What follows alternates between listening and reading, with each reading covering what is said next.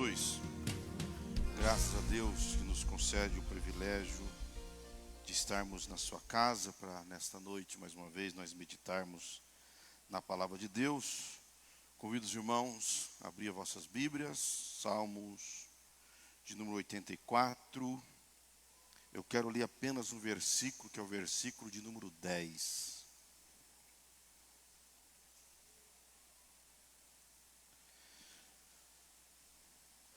Salmo 84, versículo 10, depois vamos orar pelo John, da irmã Rosilene, que desde final de semana não está bem.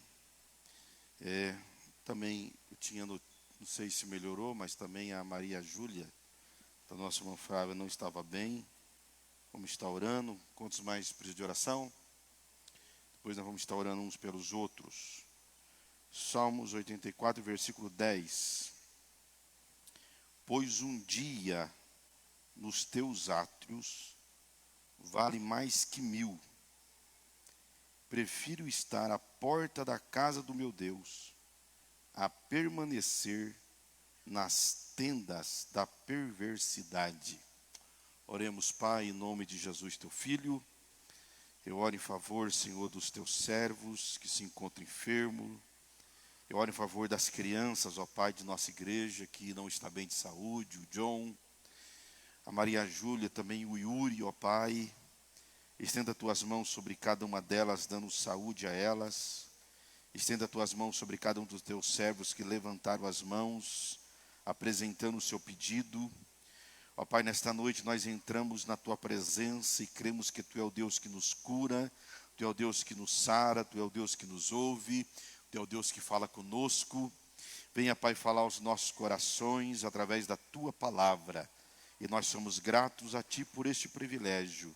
Em nome de Jesus. Amém. Tome o teu assento, meu irmão. As crianças vão para salinhas. Pode sair sem correr, andando de modo comportado. Meus irmãos, nós estamos nessa temática, a casa de Deus, lugar de morada, não apenas de passagem. E eu tenho estendido esse tema, até porque eu tenho cada dia falado um subtema, mais que gira em torno da casa de Deus. E na verdade eu nem sei quando é que eu vou parar de falar sobre isso, porque eu iniciei de modo sem nenhuma pretensão. A minha pretensão era falar 2 ou 3 terça-feira no máximo. Mas aí cada dia que passa, Deus vai manifestando a sua palavra em meu coração, vai ministrando ao meu coração. Eu tenho estendido então essa temática, mas estão cada dia num subtema. Hoje particularmente eu vou estar meditando com os irmãos no verso 10. Mas para que nós cheguemos até o verso 10, é necessário nós fazermos o contexto do texto. Eu disse para minha esposa que hoje eu tentaria exercitar minha memória, porque eu sempre uso aqui a anotação no tablet, mas eu estou ficando cada dia pior. Talvez exercitando eu volto a ativar essa parte dos neurônios que está morrendo com a idade. Mas muito bem. O Salmo 84, irmãos, é um dos salmos mais belos do saltério. É por isso que Spurgeon, o grande pregador, considerado o príncipe dos pregadores, ele diz que o Salmo 84 é a pérola dos salmos. Entre todos os salmos, o Salmo 84 é a pérola que coroa esse saltério. Com muita propriedade, ele diz que esse salmo é um dos salmos de paz mais doce que foi escrito. E é verdade que todas as vezes que eu paro para meditar no Salmo 84, e eu já fiz aqui, se não me falha a memória, uma explanação sobre o Salmo 84, eu aprendo uma coisa nova. E quando Deus ele me trouxe o conhecimento desse versículo.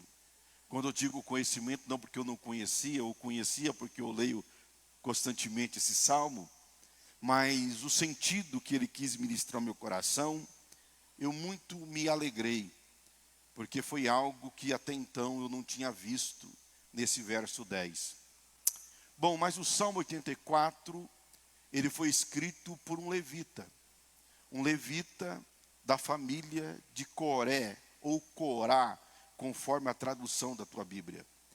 O título desse salmo, na minha Bíblia, traz saudades do templo, e ele diz Salmo dos filhos de Corá, ou Coré. É um dos filhos de Coré, dos descendentes de Coré, que escreve esse salmo.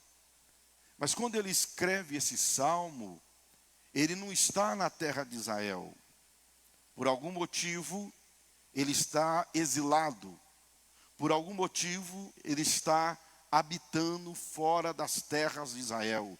Ele está fora de Jerusalém.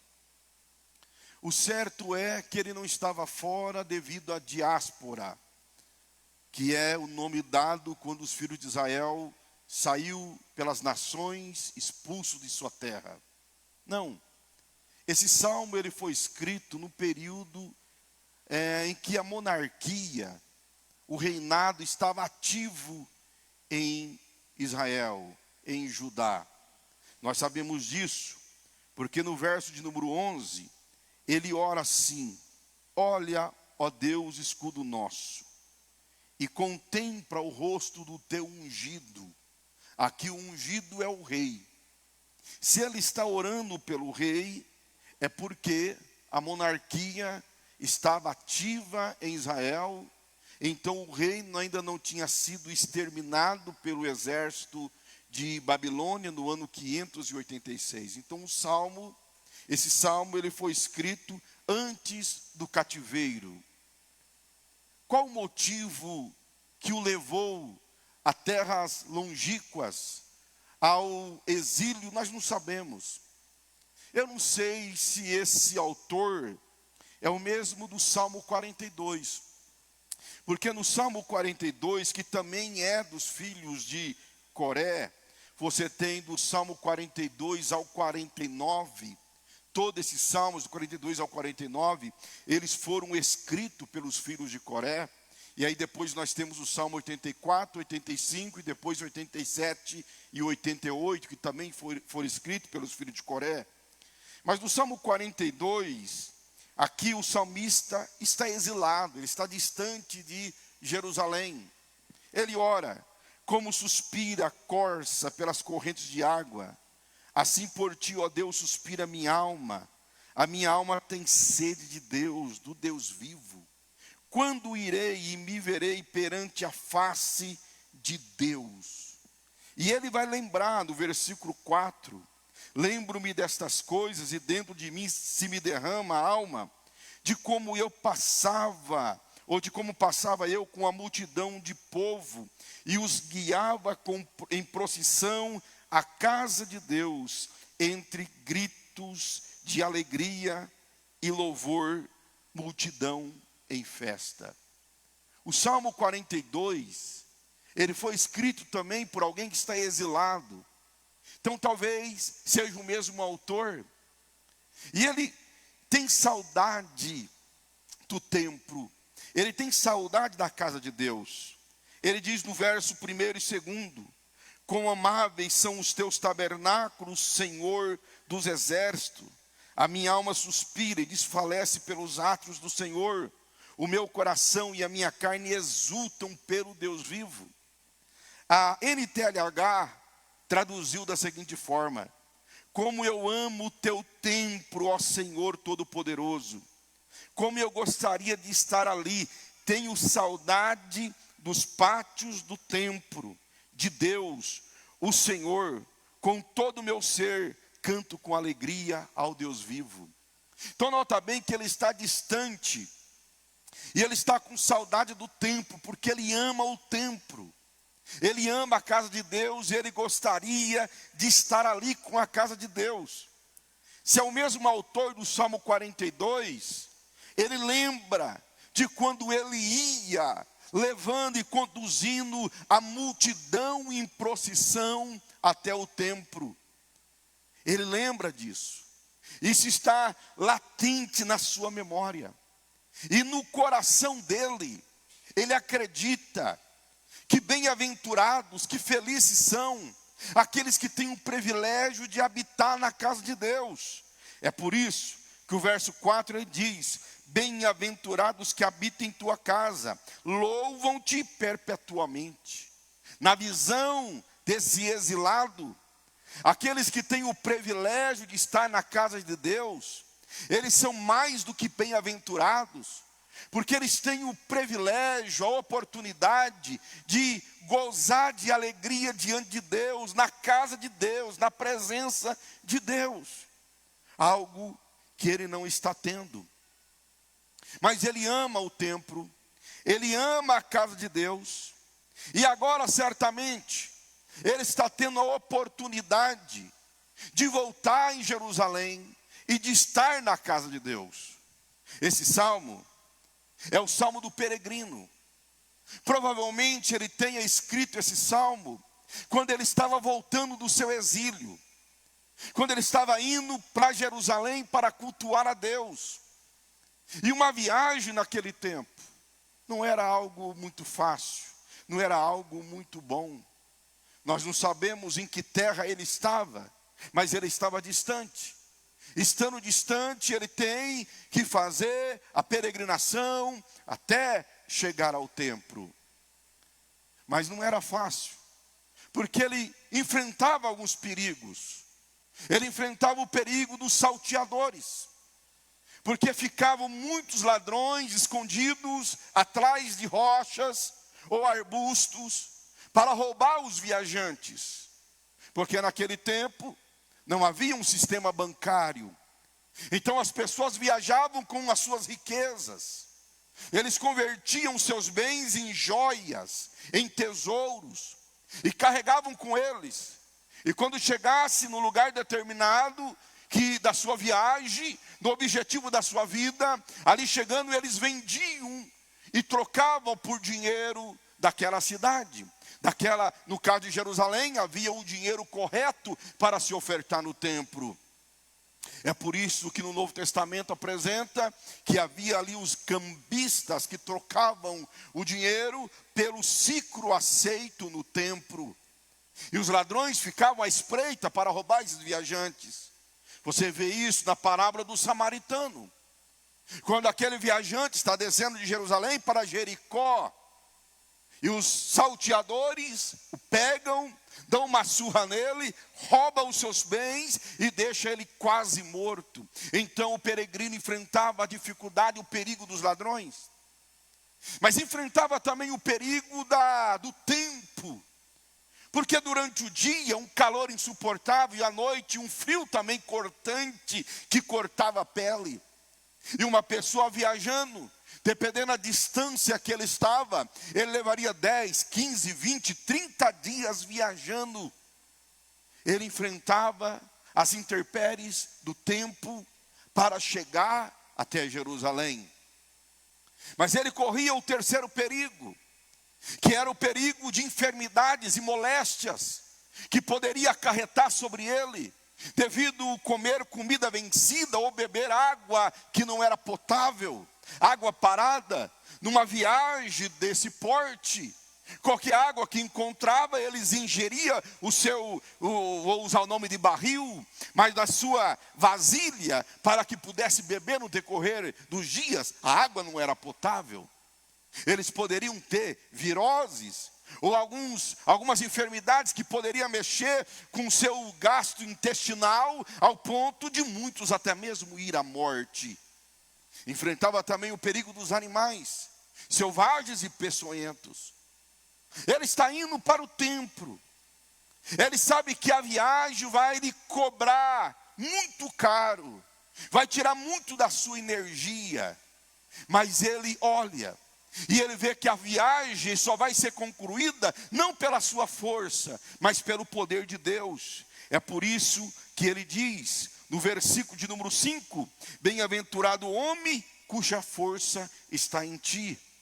Ele havia começado, empreendido aquela viagem, sabendo que ele poderia chegar não pela força dele, somente pela força de Deus, é que nós conseguimos chegar ao nosso destino.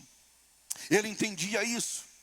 Por isso então, que ele contempla todos os perigos que ele vai enfrentar, mas o seu objetivo é chegar no lugar santo.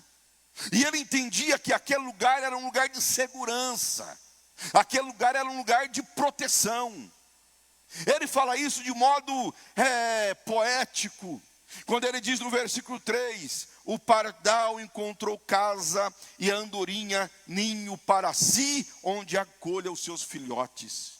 Olha, o pássaro, ele vai fazer o seu ninho, ele vai procriar no lugar que ele tem segurança, no lugar que ele se sente protegido. E aí o salmista, talvez acostumado do tempo que ele estava constantemente no templo, ele lembra que lá nos umbrais, ou lá no telhado, entre as madeiras, os pássaros faziam o seu ninho, e produzia ali, procriava ali. E ele diz: olha, assim como eles estão em segurança na casa de Deus, eu também vou estar lá em segurança. Aí ele diz assim: olha, a andorinha e o ninho, eles encontraram ali lugar na casa, só que eu encontrei os teus altares. Altares no plural, porque ele está falando do altar do holocausto e o altar do incenso. O altar do holocausto tinha 4 pontas, uma ponta em cada canto do altar. E quando uma pessoa, ele estava ameaçado de morte, e ele corresse e segurasse na ponta do altar, ninguém poderia matá-lo, enquanto ele estava segurando ali. Então para ele o altar era lugar de segurança. E ele sabia que Deus iria conduzi-lo naquela viagem. E à medida que ele fosse avançando para o templo, Deus ia capacitando ele com força. É por isso que ele vai dizer: vão indo de força em força. A tradução que diz: à medida que avançam, são revestidos de força. Ele entendia que não poderia parar pelo caminho, que ele tinha que continuar a viagem. E à medida que ele fosse viajando, Deus ia revestindo ele de força. Então ele ora a esse Deus, que é a segurança dele. E ele diz no versículo de número 8: Senhor Deus dos exércitos, escuta-me a oração, presta ouvidos, ó Deus de Jacó. Ele está orando, caminhando, porque ele olhava para Deus, via Deus como o seu escudo, como a sua proteção, o Deus que garantiria a ele uma boa viagem. É por isso que o versículo de número 11 ele diz: porque o Senhor Deus é o sol e escudo, o Senhor dá graça e glória, e nenhum bem sonega aos que andam retamente. Ele está olhando para esse Deus, está vendo nesse Deus, o Deus que está garantindo a sua viagem, a sua peregrinação, o Deus que vai permiti-lo chegar na terra prometida. E ele, entendendo que Deus é o que garante a força, ele entende então que não importa por onde ele passar, Deus vai mudar o quadro da situação.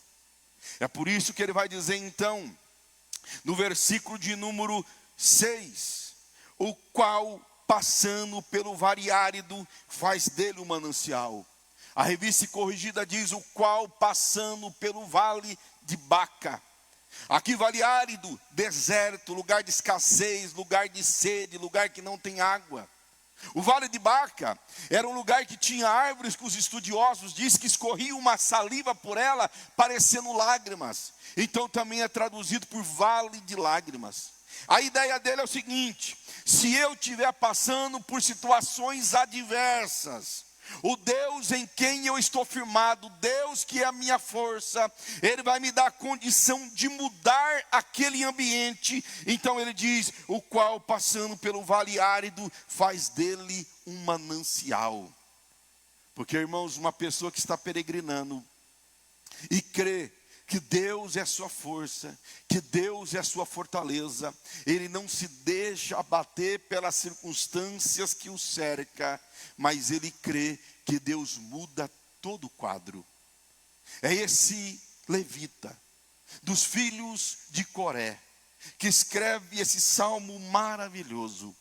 E o versículo 10 então ele diz: pois um dia nos teus atos fale mais que 1000, prefiro estar à porta da casa do meu Deus, a permanecer nas tendas da perversidade.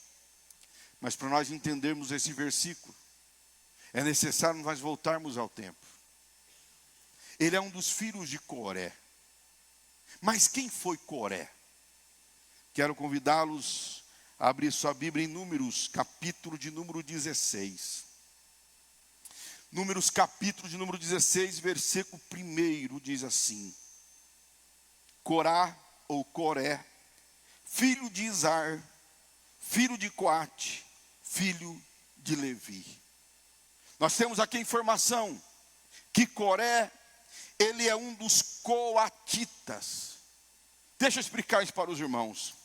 Capítulo de número 3 de Números, Deus ele vai pegar a família de Levi, a família que ele está separando para o sacerdócio, e ele vai dividir a família de Levi em 3 clãs, em 3 grandes famílias.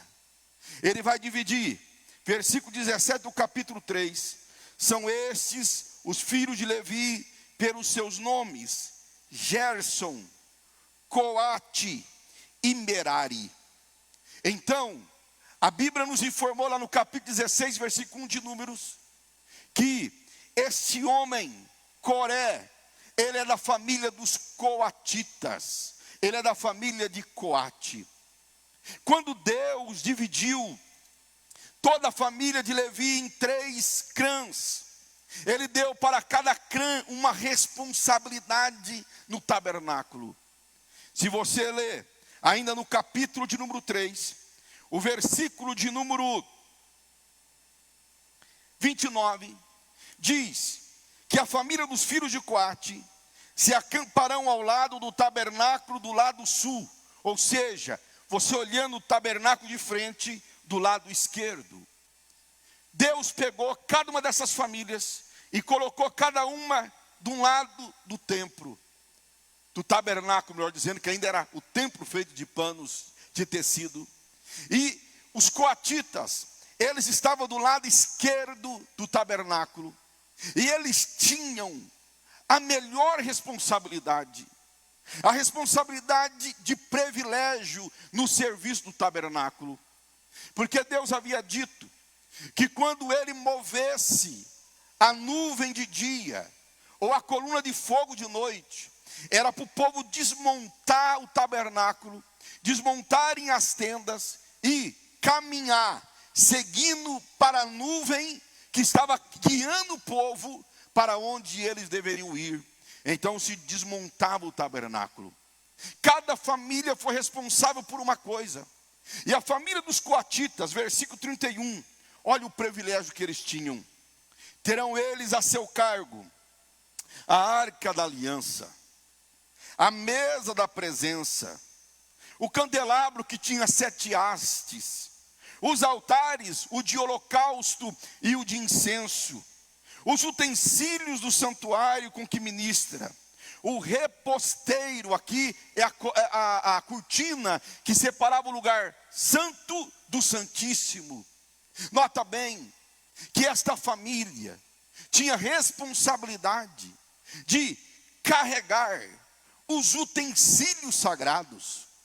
Quem carregava a arca da aliança não eram os sacerdotes, ainda que algumas vezes você vai encontrar na Bíblia os sacerdotes carregando a arca. Por exemplo, quando o rio Jordão para de correr, é o sacerdote que está carregando a arca.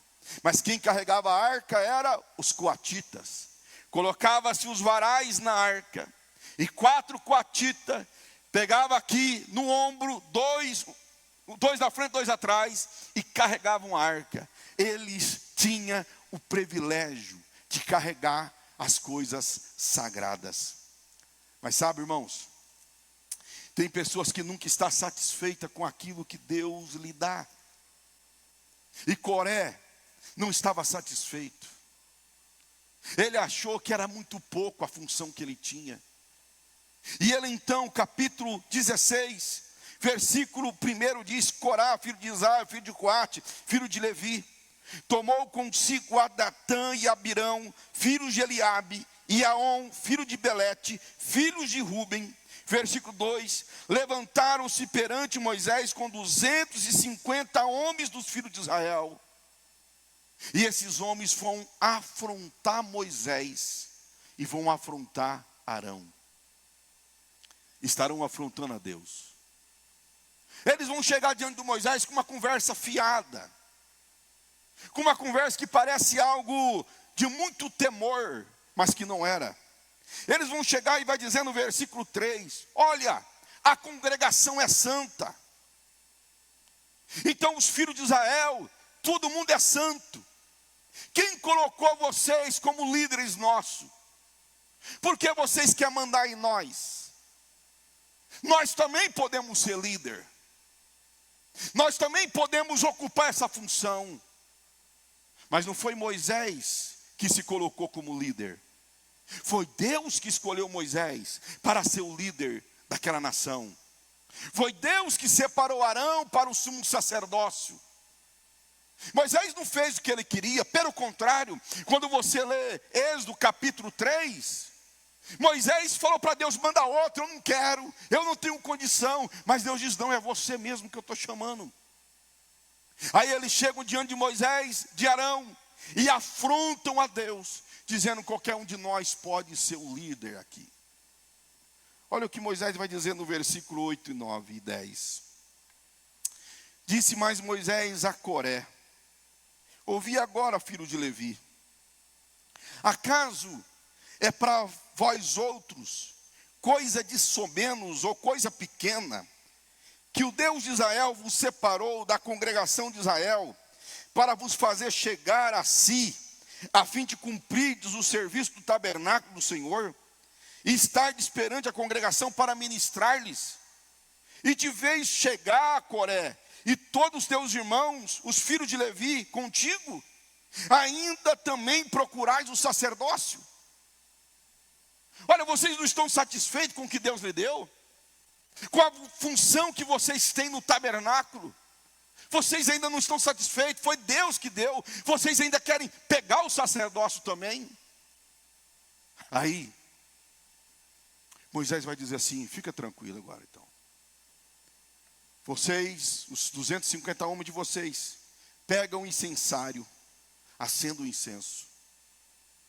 Vocês se juntam na tenda de vocês. E reuniu Coré e aqueles homens que estavam com ele. Os outros 250 homens acenderam incenso. E diz a Bíblia que Deus abriu a terra. Versículo de número 27. Levantaram-se, pois, do redor da habitação de Corá, Datã, Abirão, e Datã e Abirão saíram e se puseram à porta da sua tenda, juntamente com as suas mulheres, seus filhos e suas crianças. Então disse Moisés: nisso conhecereis que o Senhor me enviou a realizar todas essas obras, que não procedem de mim mesmo. Se morrerem estes como todos os homens morrem, e se forem visitados por qualquer castigo, como se está com todos os homens, então não sou eu enviado do Senhor. Ele está dizendo: se essas pessoas que morrerem por uma doença qualquer, como qualquer homem morre, então eu não sou enviado. Mas se o Senhor criar alguma coisa inaudita, e a terra se abrir, e a sua boca, abrir a sua boca, e tragar com tudo o que é seu, e vivos descerem ao abismo, então conhecereis que estes homens desprezaram o Senhor. Versículo 31. E aconteceu que Moisés, acabando de falar estas palavras, a terra debaixo dele se fendeu, abriu a sua boca e os tragou com as suas casas, como também todos os homens que pertenciam a Coré e todos os seus bens. E todos os que lhes pertenciam desceram vivos ao abismo, e a terra os cobriu e pereceram do meio da congregação. E olha o versículo 35. procedimento do Senhor, saiu fogo e consumiu os 250 homens que ofereciam o incenso. Deus matou a todos. Deus matou Coré, Deus matou Abirão, Deus matou Datã, e todos os filhos de Datã e Abirão, mas os filhos de Coré, Deus não matou. Números, capítulo 26, versículo 11, diz assim: mas os filhos de Coré não morreram. Deus conservou em vida os filhos de Coré, e eles continuaram o serviço do seu pai. Durante o período da peregrinação, eles continuaram carregando os utensílios sagrados. Aí nós vamos chegar em 1 Crônicas, capítulo 6, versículo 33. Diz assim, 1 Crônicas 6, 33. São estes o que Davi constituiu para dirigir o canto da casa do Senhor, depois que a arca teve repouso. O que é isso? Quando Davi conquistou Jerusalém, e ele trouxe a arca para Jerusalém, agora a arca não ficou mais se movimentando, ela tinha um lugar para descansar. Aquelas famílias não tinham mais função. O que a família dos coatitas ia fazer? Porque o serviço deles era carregar os utensílios sagrados. Não vai carregar mais. Então Davi vai separá-los. Primeiro, para serem cantores. A Bíblia vai dizer no versículo 33: são esses os que serviam com os seus filhos, dos filhos dos coatitas, Remã. E se você continuar lendo o texto, até o versículo de número 37, você vai ver que o autor sagrado, provavelmente Esdras, ele está colocando a descendência, ou os ancestrais de Emã, e vai dizer lá no versículo 37, filho de Taate, filho de Azir, filho de Ebiasaf, filho de Coré, filho de Izar, filho de Coate, filho de Levi, filho de Israel. Emã era descendente direto de Coré. E Davi separa eles agora para o louvor, mas não apenas para o louvor. Ainda no capítulo 9 de 1 Crônicas, versículo 19 diz: Salum, filho de Coré, filho de Ebiasaf, filho de Corá ou Coré, e seus irmãos da casa do seu pai, os coreitas, estavam encarregados da obra do ministério e eram guardas das portas do tabernáculo. E seus pais tinham sido encarregados do arraial do Senhor e eram guardas da entrada. E o último versículo, capítulo 26, versículo 1 de 1 Crônicas, diz: quanto aos turnos dos pordeiros dos coreitas, Meselemias, filho de Coré. Agora voltamos para Salmo 84 para você entender. Olha o que Deus faz. Deus destrói uma geração que queria algo que Ele não lhes deu. Coré. Deus matou a geração de Coré. Uma geração rebelde. Uma geração que não aceitava a posição que Deus lhe deu. E Deus vai levantar uma geração de adoradores. Os filhos de Coré. E esses filhos de Coré, eles entenderam o plano de Deus para a sua vida. Nota que os pais dele, Coré, ele queria uma posição de eminência. Ele queria uma posição de destaque. Ele queria uma posição em que todos estivessem vendo ele. Agora os filhos de Coré não. Eles dizem: prefiro ser um porteiro na casa do meu Deus, a permanecer nas tendas da perversidade. Os filhos de Coré entenderam o que o pai não entendeu. Eles entenderam que eles não precisam de uma posição. Eles não precisavam de uma posição de destaque para estar na casa de Deus. O simples fato de ter o privilégio de estar na porta da casa já é muito melhor do que estar na tenda da perversidade, do que estar habitando com os ímpios, do que estar habitando com os rebeldes. Eles entenderam, meus amados irmãos, que o privilégio é grande daquele que pode estar pelo menos na porta da casa de Deus, ao ponto de ele dizer: pois um dia nos teus átrios vale muito mais do que 1000 dias lá fora. Queridos irmãos, esses filhos de Coré nos ensinam que o privilégio de estarmos na casa de Deus é algo fenomenal, é algo que está acima de qualquer posição, porque há pessoas que correm atrás de posição, há pessoas que correm atrás de ser vistas, há pessoas que correm atrás de ser honradas, quando o salmista diz que o simples fato de estar na porta da casa de Deus é muito melhor do que qualquer outra coisa. Coré não entendeu isso. Coré procurou destaque, Coré procurou honra, Coré procurou a posição do outro. O que ele recebeu foi ser engolido pelo deserto. Agora os filhos dele não. Nós não queremos posição, nós não queremos destaque, nós queremos apenas estar na porta da casa do meu Deus. Eu pergunto a mim e a você: por que você vem no culto? Por que você vem na igreja? Por que nós estamos saindo de nossas casas e vindo neste lugar?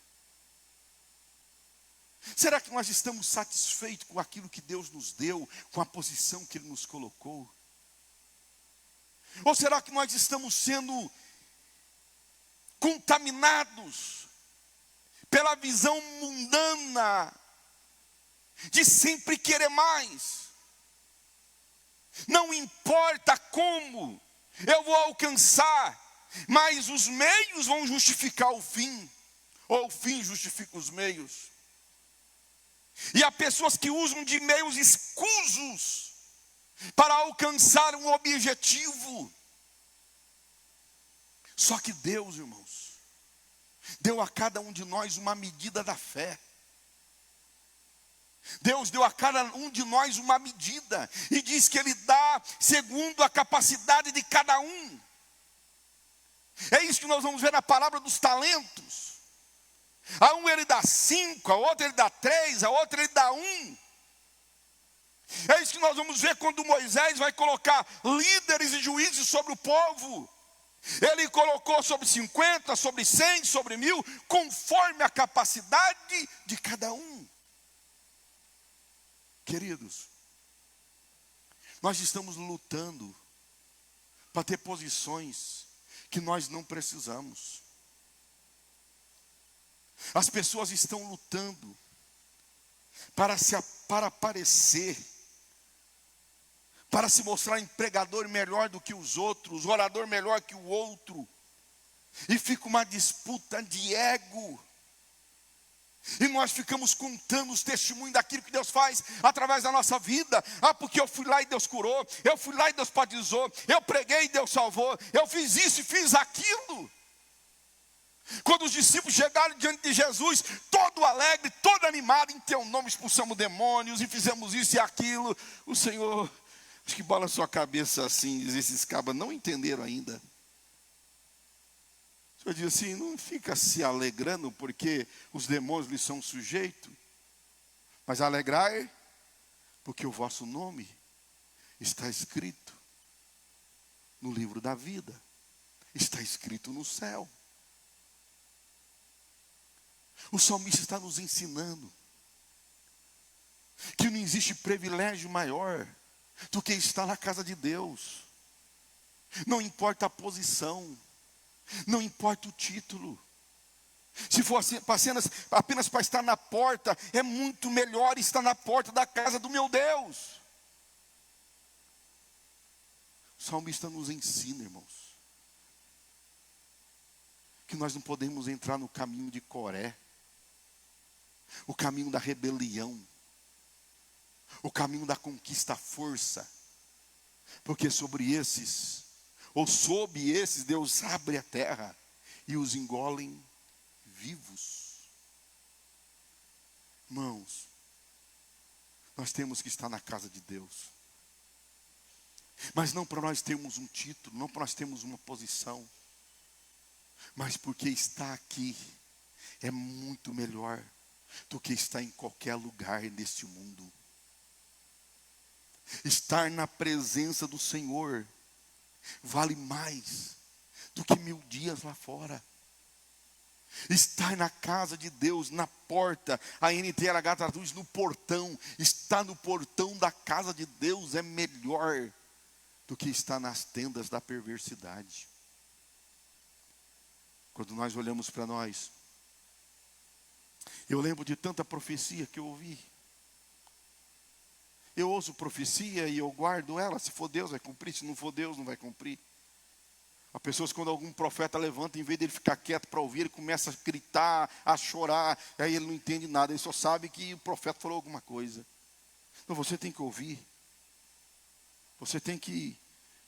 Eu abaixo a cabeça, né? A irmã Márcia, se você for profetizar para ela, vai olhar no teu olho, para ver se você está profetizando. Aí o profeta fica meio com medo e já para. A irmã Márcia, ela é atenta. E eu ouço. E eu vi tanta profecia, que você vai fazer isso, você vai ser aquilo, você vai ser aquilo outro. Eu falei, meu Deus, eu vou ser aquilo que Deus quiser, no tempo que Ele quiser, na hora que Ele quiser. Eu vou continuar a minha caminhada, crendo que Deus vai me fortalecendo à medida que eu avanço. Se é para eu estar na porta, eu vou estar na porta. Se é para eu estar no púlpito, eu vou estar no púlpito. Se é para eu estar limpando banheiro, eu vou limpar banheiro. Se é para eu levar água, eu vou levar água. Se é para eu vigiar carro, eu vou vigiar carro. Eu não tenho problema nenhum com isso. Talvez você fale, pastor, você fala isso porque você é pastor, você tem um lugar aqui em cima. Meu Deus, eu gostaria de estar sentado aí embaixo. Há pouco eu estava falando com o pastor Vani, como é bom ficar sentado ali embaixo, para ouvir a palavra, olhando de frente o pregador, sem ter a responsabilidade de alimentar, porque quem muito fala, muito erra. Querido, vamos seguir os passos do salmista, desse levita, e vamos preferir estar na casa de Deus, ainda que seja na porta da casa de Deus. Não vamos ser como Coré, que quer posição, e que para ter a posição se levanta contra o líder, se levanta contra esse e contra aquele. Não vamos ser como os filhos dele, que cai em adoração a Deus, porque é melhor estar na porta da casa do meu Deus, do que permanecer na tenda da perversidade. Amém, meus irmãos? Que Deus tenha misericórdia de nós, e que Deus nos dê a consciência que aqui é o melhor lugar para se estar, na casa do Senhor. Mocidade, louvando a Deus com mais um hino. Enquanto os jovens vão louvar a Deus, nós vamos contribuir com os dízimos e oferta para a manutenção da obra do